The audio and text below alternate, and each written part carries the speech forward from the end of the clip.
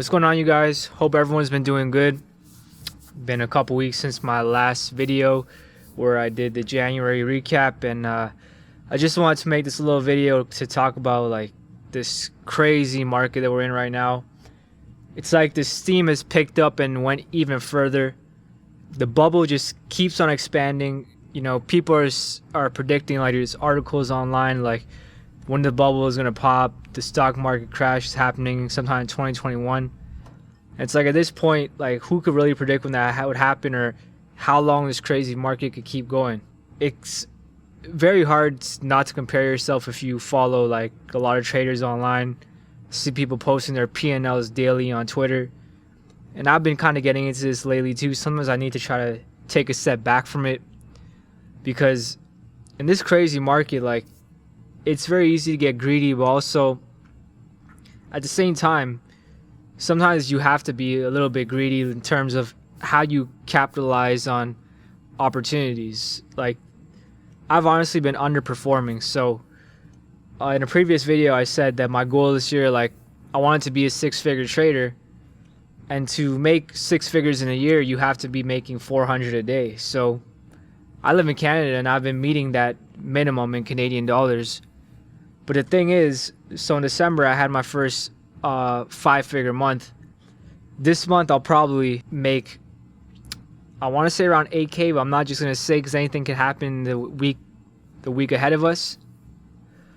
But I'm not going to scratch the five figures this month because I made a couple errors here and there, and I still, for the most part, been making over 400 a day. It's just that there was 2 days that we didn't trade, and also I did have a couple of red days. And the biggest thing is that I've been underperforming. Like, there's been some amazing setups that follow my style, and I have not been sizing in accordingly.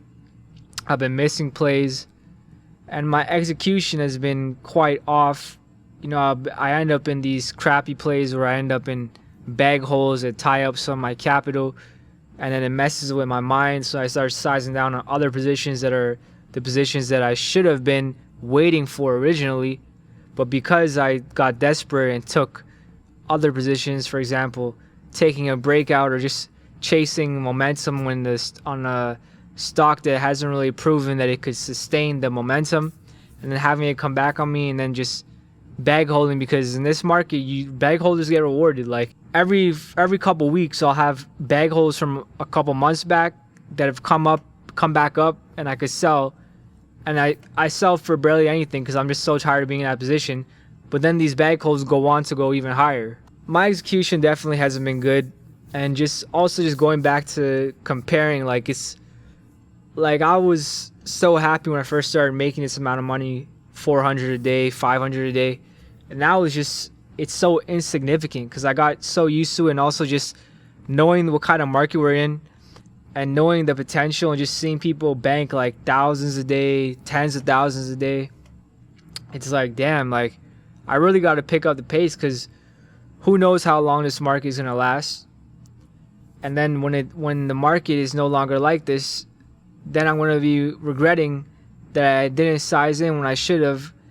And also, I'm just going to be losing out on all the cash that I could be making now, so that in moments where the pace is slowed down and maybe things aren't working out, my strategy is not working, I'm not making as much money as I'd like to make, at least I capitalize very hard on this current moment, so that I have enough cash to last me through the year, where I want to, let's say, you know, where I need it for my living, for hobbies, for entertainment, for things that I want to buy.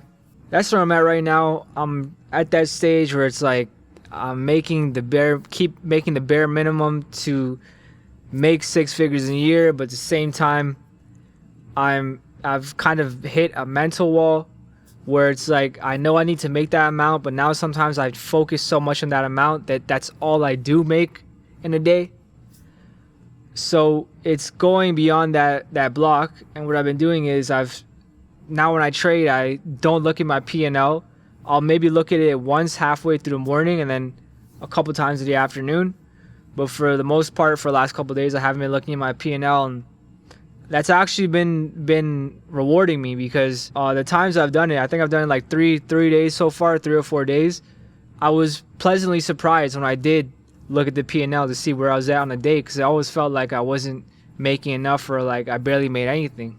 Also, I've been thinking of funding my account, adding more funds to my account, but I realize it'd be irresponsible right now given that I still tie up money in bag holds. By adding money to my account is just allowing me to just go into stupid positions and then tie up.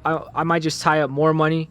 So until I could focus on my executions and know when to be patient for the right setup, rather than, let's say this, so you have a one-day spiker that goes from like $3 to $5 in a day, and the next day it's back down to $3. I might be buying it around $4.50, and I only take like 100 shares, but because I have 100 shares, I refuse to cut the loss, or this is during a period in the day where I have nothing else going on. So then I end up bag holding, then the next day that $500 is only worth $300, $350, and I'm kind of stuck in it. And because of my ego, I don't want to take the loss all at once, so I start scaling out slowly.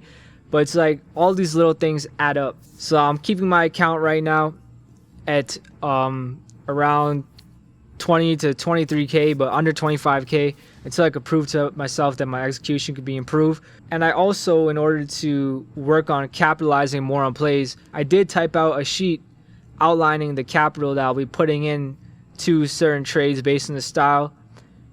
And I still haven't been following it the way that I should have. I've been just kind of nervous. So I'm going to print that out after I make this video. If not, maybe stick it on the wall behind me, or keep it right next to me so I could reference it while I'm trading. And that's it. That's where I'm at right now. I want to make like those 1K days. Like, I'd feel so much better if I started to reach those 1K days. Like this week was a shortened week, and I still made 2K in like 4 days, and that was because one of the days I managed to knock out 798, and I think that was my second best day of 2021 so far. But it's like, when I look at what happened that day, there was still left money on the table. And like, that's the crazy part about this market. Like, so much money gets left on the table each day that it's like, it makes me feel even worse when I do have a red day. But what's good about the market is that you can bounce back from a red day. Like, it's a lot easier to bounce back from a red day now. But for the people who are kind of still learning and everything, don't compare yourself. And then when people try to say anyone's making money in this market, like, don't have FOMO. Don't let the FOMO get the best of you, because just the way everyone is making money, like, you're not going to see that also people are just losing crazy money because they might not be posting about it that much. But those are just my thoughts on this Sunday, and I wish everyone the best of luck in their trading this week. Be back soon. Mobbing with my relatives, feeling like I'm heaven sent, sipping with the devil drink.